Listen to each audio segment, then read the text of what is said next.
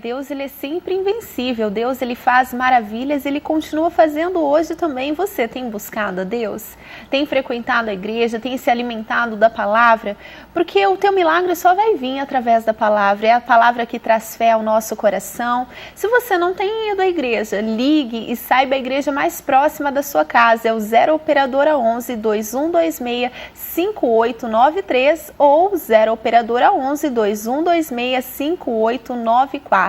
Você também pode mandar a sua cartinha aqui para nós e contar a tua experiência com Deus, aquilo que Deus ele tem feito na tua vida. Vai ser um prazer contar aquilo que Deus ele tem feito com você. É a Avenida São João 791, CEP 010 35 100. Avenida São João 791, CEP 010 35 100. E eu vou gostar de ouvir a tua história de milagres também. No dia de hoje é a história da Giovana.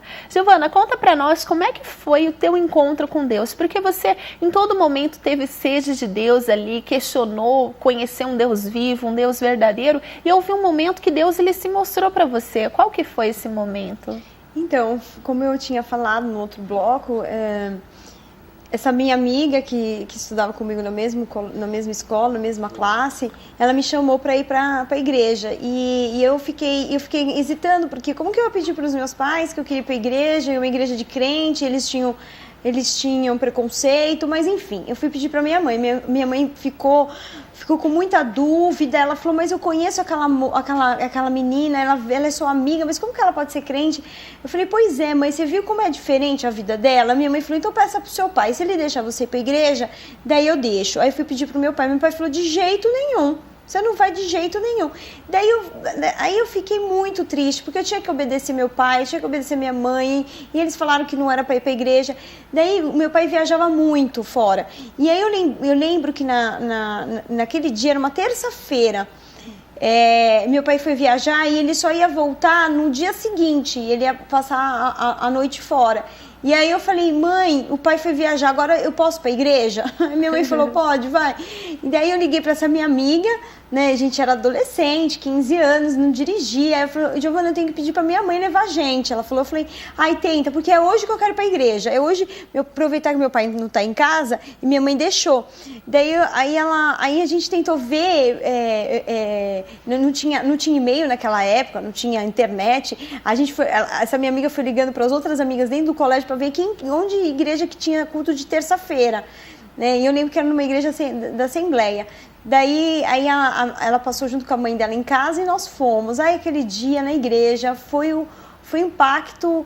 O pastor não pregou nada sobre evangelismo, ele pregou uma pregação nada a ver sobre Jesus, assim, no sentido de aceitar Jesus, mas a palavra que ele deixou, o recado que ele passou, falou tão forte no meu coração, e eu comecei a entender a Bíblia. Eu lembro que eu voltei para casa, me ajoelhei dentro do meu quarto e falei, Senhor, eu aceito o Senhor como meu único e suficiente Salvador. A partir de hoje, eu sou o Senhor único na minha vida. Só que agora me dá força de eu enfrentar a minha família para dizer o meu posicionamento agora ao lado de Cristo. É engraçado que quando você conhece Jesus, você enfrenta lutas que você nunca esperava, Sim. nunca imaginava. Sim. Eu lembro que uma vez o meu pai ele chegou a me trancar em casa, já era obreiro, tudo. E ele, não, Deise, fizeram uma lavagem em você não vai pra igreja não, você vai na igreja direto. E me trancou em casa, me deixou sem dinheiro, sem nada. E eu passei tanto tempo chorando, eu chorava tão alto que isso começou a incomodar ele. Mas ele resistindo ali, eu, não, Senhor, não vou parar. Vou ficar chorando até ele falar, não, sai da minha frente, não quero mais te ver aqui. Eu fiquei acho que umas 3 horas chorando direto. E ele lá, firme, durão, assim, militar, imagina. Mas você olha, você fala, não tem nem cabimento. Uma moça de 16 anos, trancada em casa, sem dinheiro, com o pai ali do lado, e não, ninguém vai sair. Você olha, são situações que não é normal, né? Sim, foi o que aconteceu, foi diferente comigo. Daí, aí eu falava pra minha mãe... Como que aconteceu, Gi? Então, aí eu falei, agora, como que eu vou fazer pra ir pra igreja, um lugar que eu mais, assim, me encontrei nesse lugar, na igreja evangélica, sabe, encontrei aquela plenitude, aquela alegria. Eu lembro que naquela noite eu não dormi 2 noites.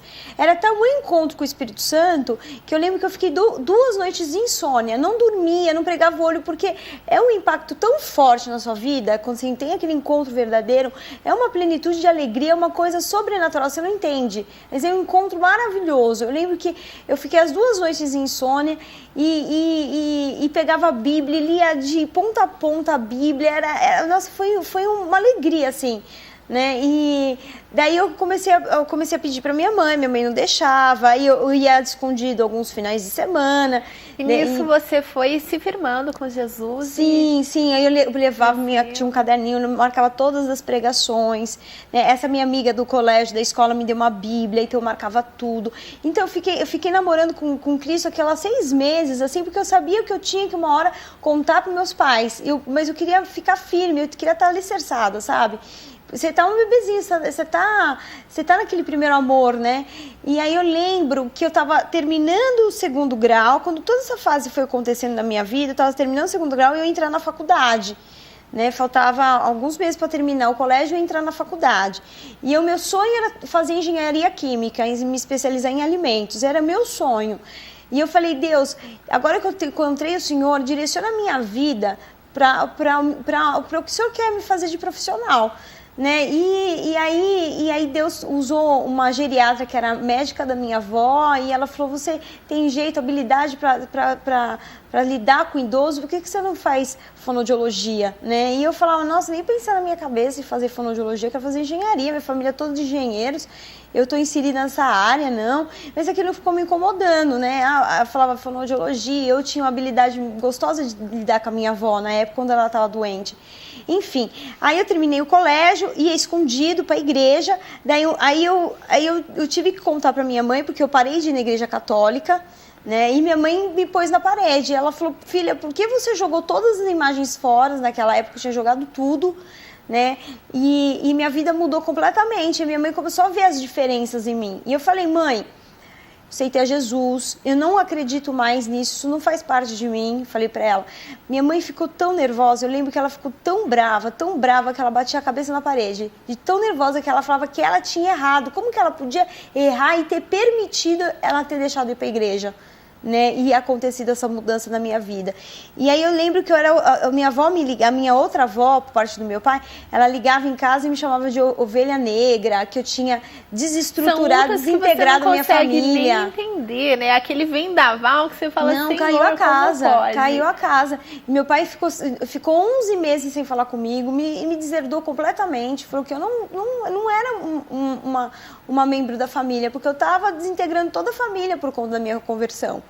Né? Mas eles foram vendo o poder de Deus na sua vida, eles foram vendo a mudança de atitude e a alegria também que vem. O meu comportamento, minha obediência, tanto que quando eu entrei na faculdade, que aí eu falei, bom, não custa nada tentar fazer fonoaudiologia, né? Daí eu passei em várias universidades, eu tinha passado, logo eu saí da faculdade, logo eu saí do colégio e passei na faculdade. E eu lembro que eu tinha feito uma oração e falei, Deus, eu sei que eu vou passar um tempo sem poder ir para a igreja, porque até meus pais amadurecerem essa ideia, eles não, vai ser um conflito muito grande, né? E eu sei que meus pais vão me proibir. Eu sentia isso no meu coração. Eu falei para Deus que na minha sala de aula, que Deus colocasse na faculdade pessoas cristãs para a gente formar uma igreja dentro da minha sala de aula, porque eu sabia que eu tinha que passar esse período. Né? Que ia ser uma luta, mas ia ser uma luta porque eu ia ver a glória de Deus lá no fim de tudo. E aí eu lembro quando eu entrei na faculdade e na minha sala tinham 6 meninas crentes e mais 2 rapazes da administração que eram levitas na igreja deles. E hoje você vê a glória de Deus na sua profissão também, né? Com certeza, eu não vejo em outra área. Aqui você me contava um pouquinho antes de começar o programa, você falou que uma moça, você orou por ela e ela foi curada, ela precisava fazer cirurgia. Conta um pouquinho pra nós. Sim, então, e aí, quando eu terminei a faculdade, tudo, a gente tinha esse grupo de oração dentro da faculdade e meus pais tinham realmente me proibido de ir para a igreja, então a gente tinha toda sexta-feira, quando terminava a aula, a gente se reunia numa sala de aula, a gente tinha pedido licença para o reitor da faculdade e ele deixou e a gente começou a fazer nossos cultos lá. E quando chegava as férias, né, que tinha férias de julho e as férias de dezembro, e eu falava assim, como que eu vou fazer para ir para a igreja como que eu vou fazer para ter as nossas reuniões se é férias nossas? Eu lembro que a minha amiga, tinha uma das amigas minhas da faculdade que fazia cartas em código. Então ela mandava pelo correio, né, porque eu não tinha e-mail, ela mandava a carta pelo correio e a gente tinha o nosso código. Caso minha mãe abrisse as cartas e visse pregação, ela não ia entender. Daí eu pegava os códigos que a gente tinha, a carta que ela me enviava, e ela colocava toda a pregação que ela tinha no culto no domingo. Glória a Deus, e colocava no correio no segundo. E aí Deus foi trabalhando com a minha vida, né, até que eles pararam dessa proibição de eu vir para a igreja. Esse foi um testemunho recente, assim, de você orar e você ungiu a garganta da moça? Sim, esse foi um fato, foi recentemente, foi início desse ano, né? E foi uma paciente trabalhando numa rádio famosa de São Paulo, e ela veio com um diagnóstico de 3 otorrinos que ela tinha que fazer cirurgia, porque ela tinha uma lesão na voz muito séria. E eu lembro que na sala que eu estava com ela, atendendo ela chorava bastante. E ela falava, eu vou perder minha profissão, aquilo que eu mais gosto, por conta de uma lesão na minha prega vocal. E nessa hora eu falei, você tem que ter fé, você tem que acreditar, né? E eu falei, vou fazer uma oração na sua garganta, eu vou ungir, e a gente vai repetir esse exame, e eu vou mostrar para um professor, que é um professor da Unifesp, da Federal de São Paulo, um dos mais conhecidos otorrinos. E se ele der a palavra final, que é cirurgia, então vou ter que ser feito. Mas eu creio, pela oração, que isso já foi quebrado.